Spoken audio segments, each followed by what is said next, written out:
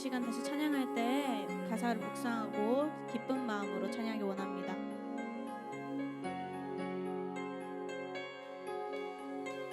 부끄러운 나를 덮어주시고 환하게 빛나는 새날을 주시네.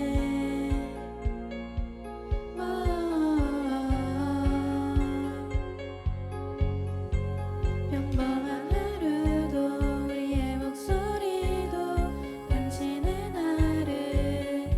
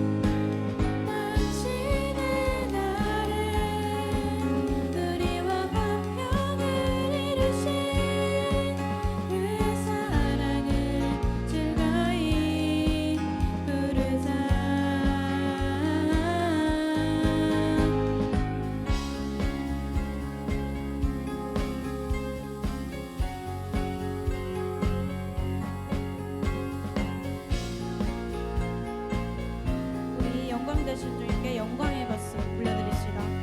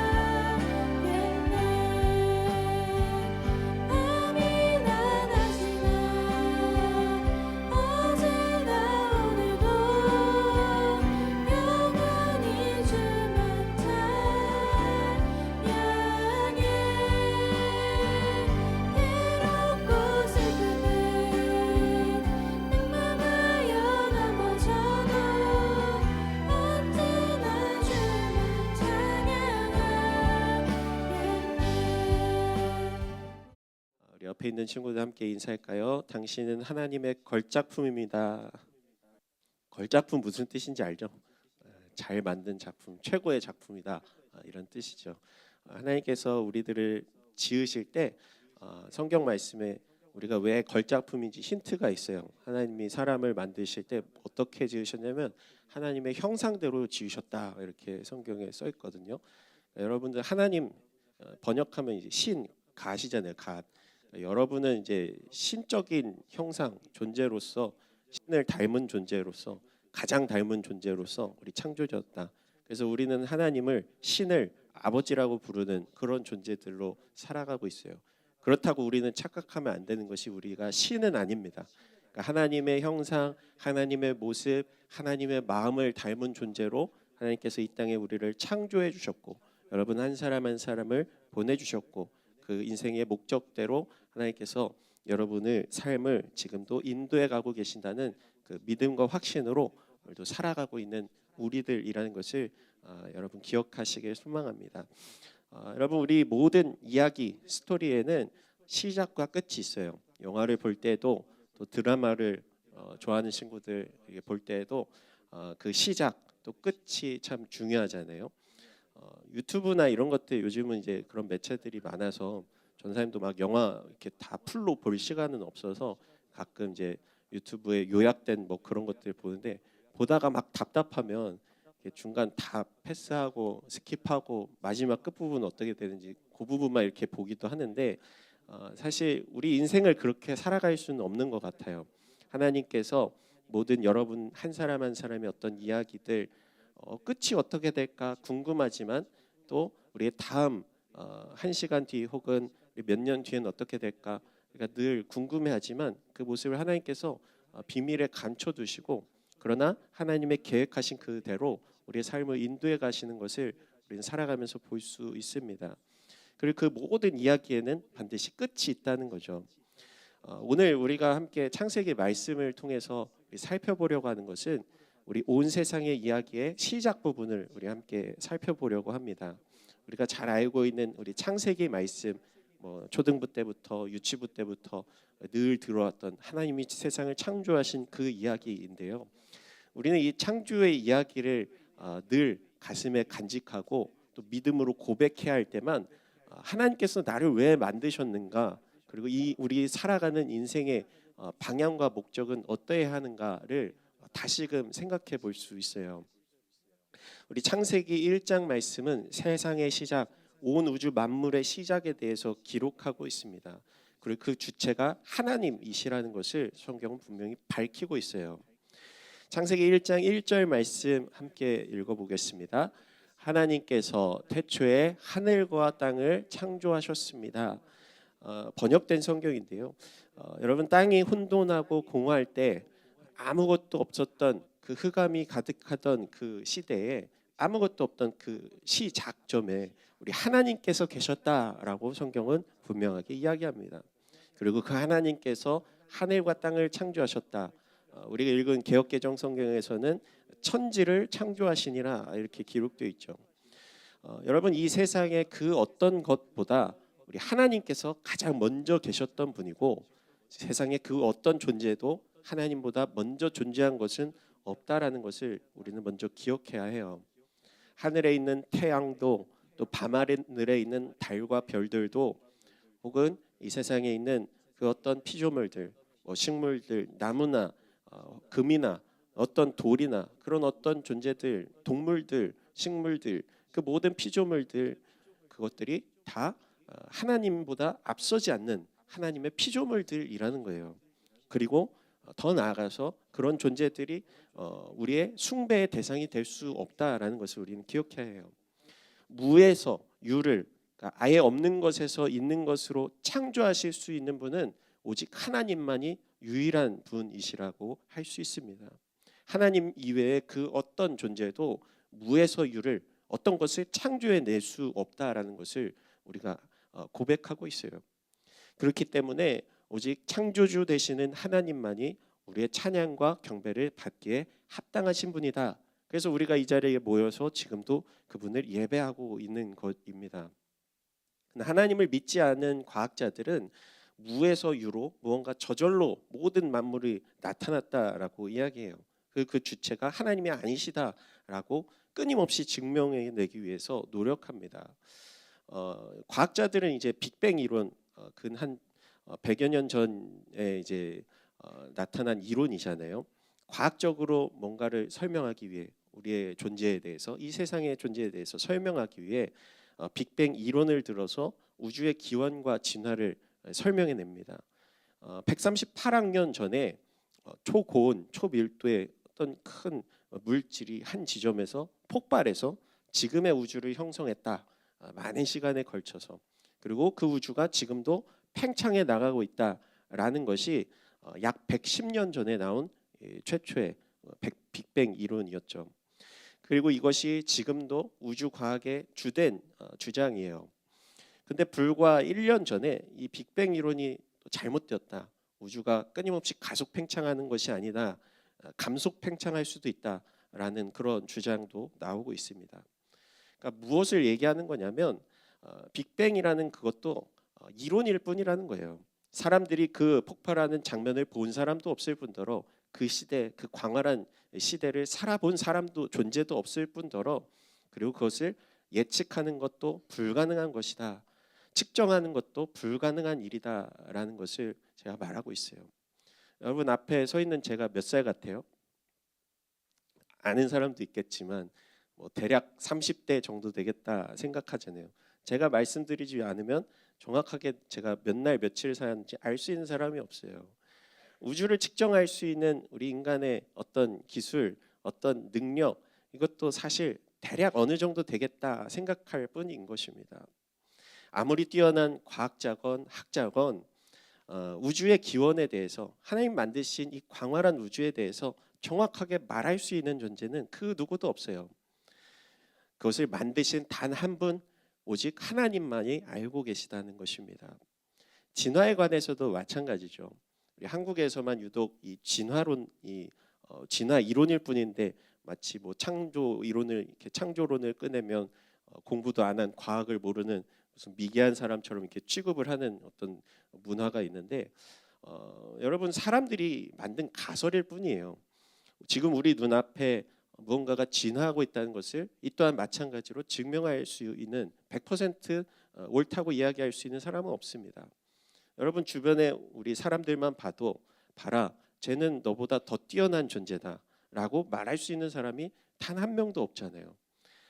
정상적인 그러니까 보편적인 사람들을 이렇게 얘기할 때 우리 지금 인구가 이제 83억 명 정도 된다고 하는데 이 83억 명의 사람들의 대부분이 거의 다 염색체 23쌍, 을이 46개를 가지고 있는데 누가 더 진화한 사람이고 누가 덜 진화한 사람이고 이것을 얘기할 수가 없잖아요.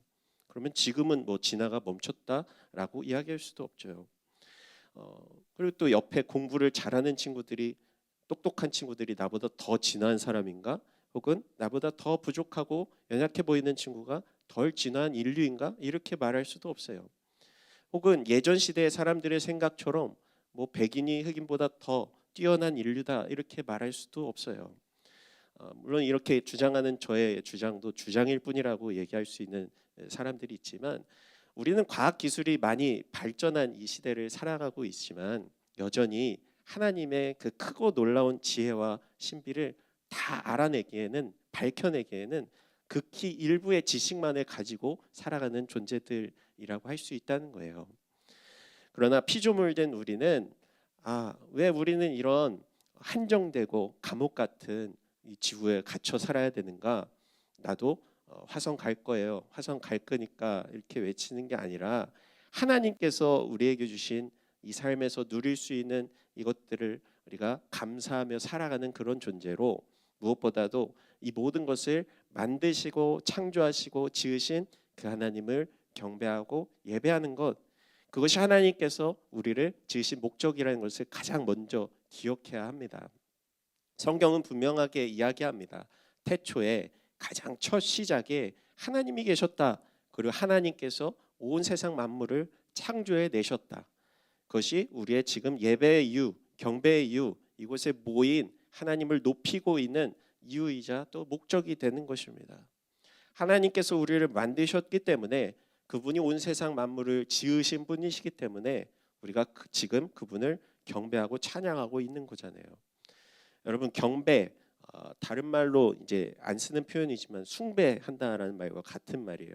가끔 이제 인터넷 짤 같은 거 보면 좀 뭐 페이커 선수가 대단하잖아요. 너무 위대한 업적을 막 세우고 있으니까 사람들이 이제 어떤 댓글들이 달리냐면 나도 오늘도 나는 페이커를 숭배해야만 해 뭐 이런 표현들 보셨죠?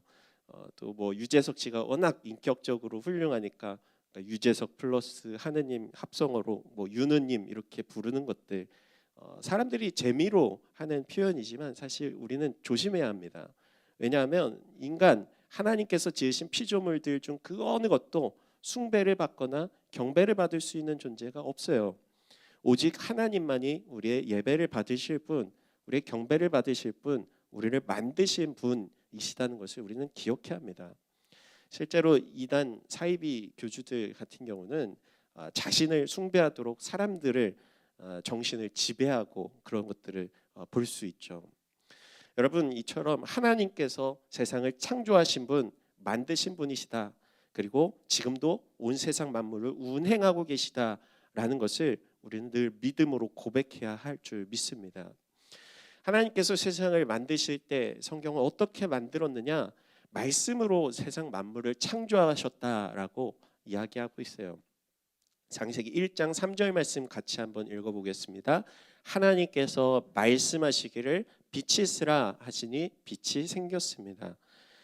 말씀이신 하나님, 요한복음 1장 1절에도 기록하고 있잖아요.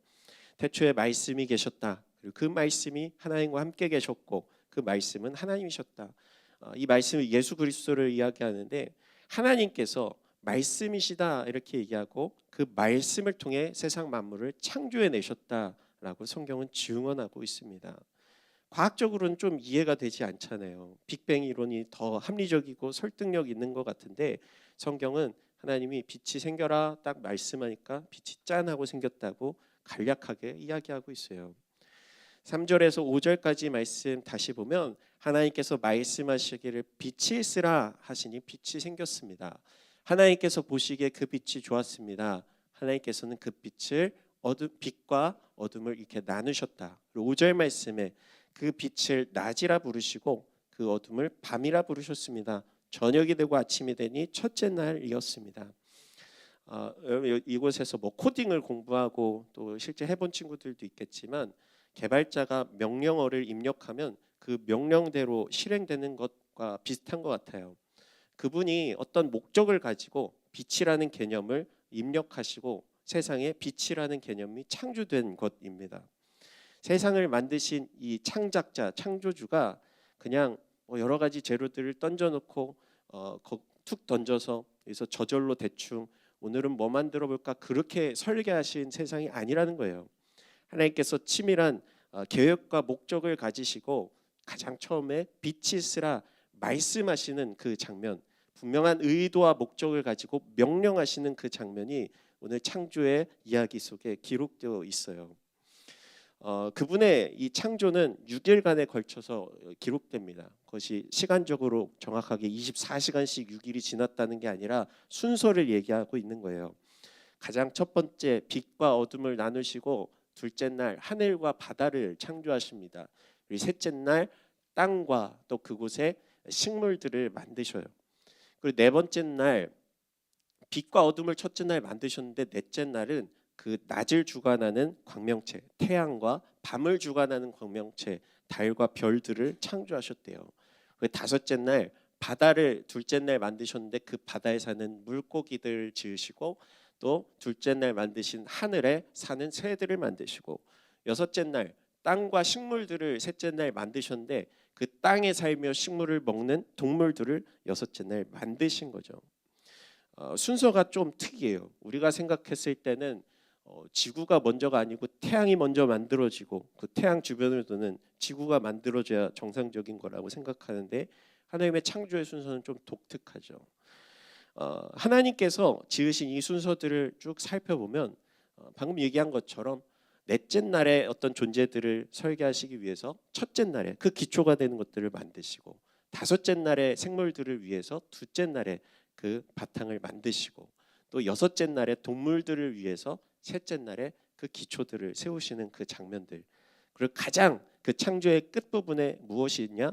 우리 인간이 존재하죠. 아담과 하와를 창조하신 것이 여섯째 날 가장 끝부분에 등장하게 되는데, 이 모든 첫째 날부터 여섯째 날까지의 모든 일련의 창조의 과정의 어떤 가장 끝에 그 이유와 목적, 사람이 이 모든 것들을 누릴 수 있도록 만들어 주셨다는 것을 우리는 알 수 있습니다.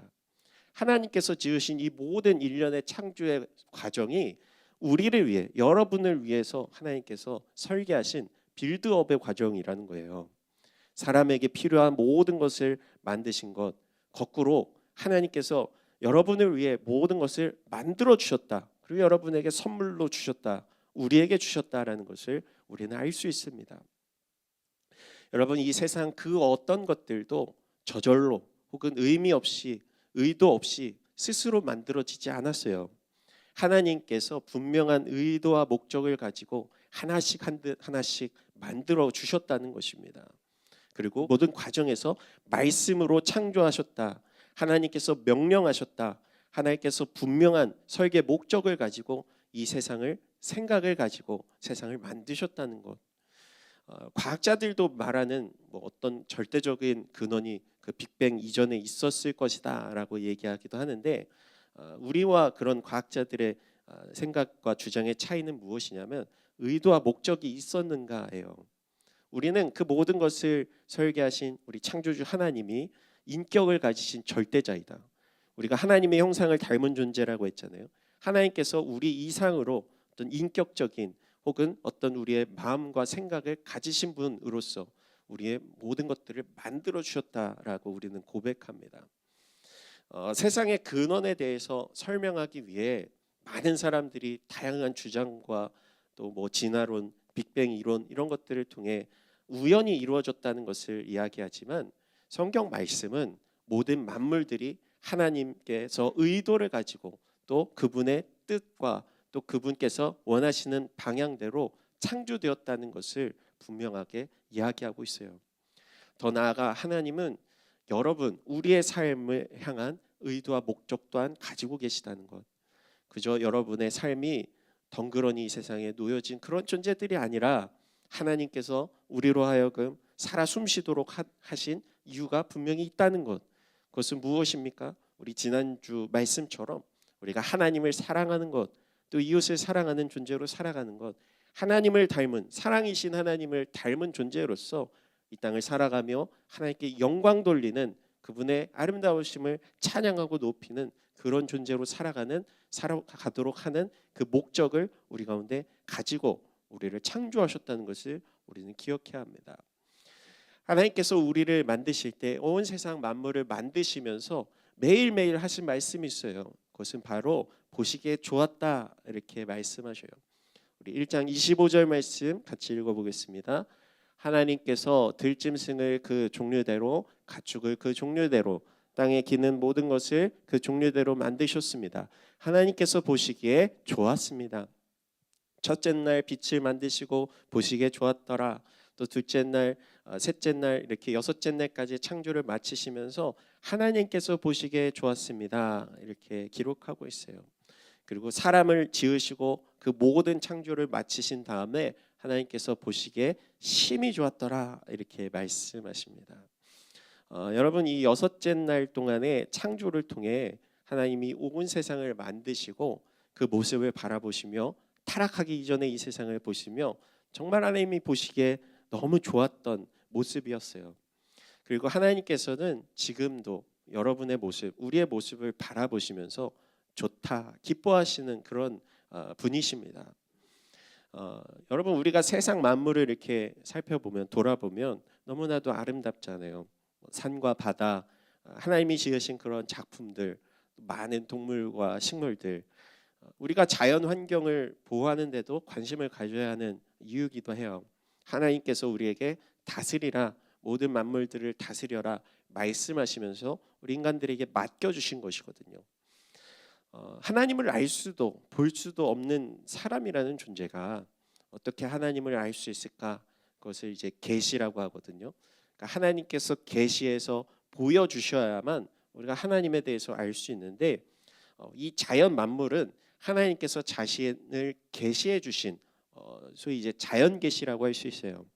저 하늘의 별들이 정확하게 자신들의 궤도를 유지하고 돌아가면서 빛을 내는 것을 바라보면서 또 계절의 변화들을 바라보며 봄이 되면 싹이 트고 또 겨울이 되면 이렇게 눈이 내려서 아름다운 풍경들을 만들어내고 하는 것들, 또 여러 동물과 식물들, 하나님께서 지으신 그 피조물들, 창조물들이 자신들의 자리에서 그분의 영광을, 아름다움을 나타내는 그 모습을 우리가 바라보면서 믿지 않는 사람들은 그것이 우연이다 혹은 저절로 만들어졌다 생각하지만, 믿는 우리는 어떻게 생각해요?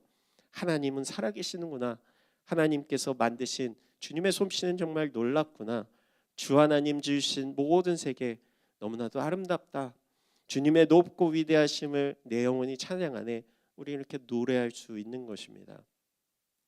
우리는 하나님께서 지으신 걸작품이라고도 했는데, 우리의 피조물들, 하나님의 피조물들을 바라보며 그분의 아름다우심과 솜씨를 찬양하고 노래하며 그분께 영광 돌리는 것, 그것이 우리 사람들에게 주신 인생의 목적임을 우리는 기억해야 합니다. 우리는 어떻게 하나님의 기쁨이 되는 인생이 될 수 있을까?